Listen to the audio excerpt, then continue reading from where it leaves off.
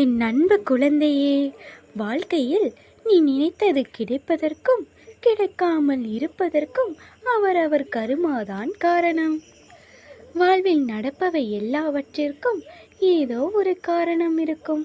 அவரவர் துன்பத்திற்கும் இன்பத்திற்கும் அவர்களின் மனமே காரணமாகும்.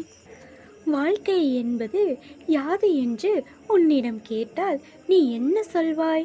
நீ சொல்லும் பதிலில் இருந்துதான் என் அடுத்த பங்களிப்பை உனக்கு உன் வாழ்வில் நான் தரப்போகிறேன்.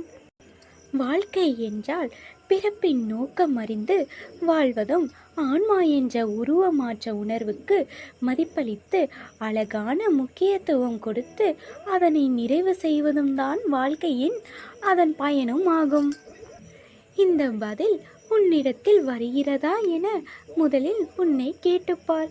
வாழ்க்கை என்பது அன்பு, பாசம், விசுவாசம், நம்பிக்கை, பக்தி என்ற உணர்வுகளால் நிறைந்தவை. உன் பிறப்பின் முக்கியத்துவம் அறிந்தும் கோபம், வெறுப்பு, பகைமை என்ற வேண்டாத உணர்வுகளால் உன் ஆன்மாவைப் போல் உள்ள மற்றொரு ஆன்மாவிற்கு தெரிந்தும் வழியை கொடுக்கிறாயே. அதனால் உன்னுள் இருக்கும் நல்லது அடியில் போய் தேங்கிக் கொள்கிறது.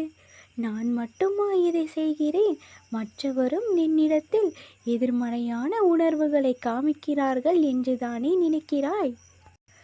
மற்றவரும் என்றால் யார் அவர்கள்? உனக்கு உன் ஆன்மா இல்லை அவர்கள். முதலில் உன் ஆன்மாவிற்கான பங்களிப்பை கொடுத்து அதனை மதிக்க கற்றுக்கொள். பிறகு மற்ற ஆன்மா என்ன செய்கிறது என்ற யோசனை செய். மாற்றம் என்பது ஒருவரிடத்தில் ஆரம்பிக்கும் ஒரு புத்துணர்வான எழுச்சி. அதை உன்னிடத்தில் கொண்டு வரவே இத்தனை போராட்டங்களும் நடக்கிறது.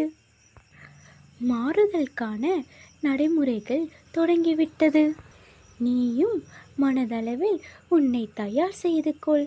என் பாசமும் அருளும் அன்பும் உயிரும் மூச்சும் என என் பிள்ளையான உனக்கே நான் தரப்போகிறேன். உன் வேண்டுதல்களை என்னிடம் சொல்லிவிட்டு செல். உன் வேண்டுதல்களை நிச்சயம் நான் நிறைவேற்றுவேன். மேலும் இது போன்ற தகவல்கள் தெரிந்து கொள்ள நம்ம சேனலை சப்ஸ்கிரைப் செய்து கொள்ளவும். நன்றி.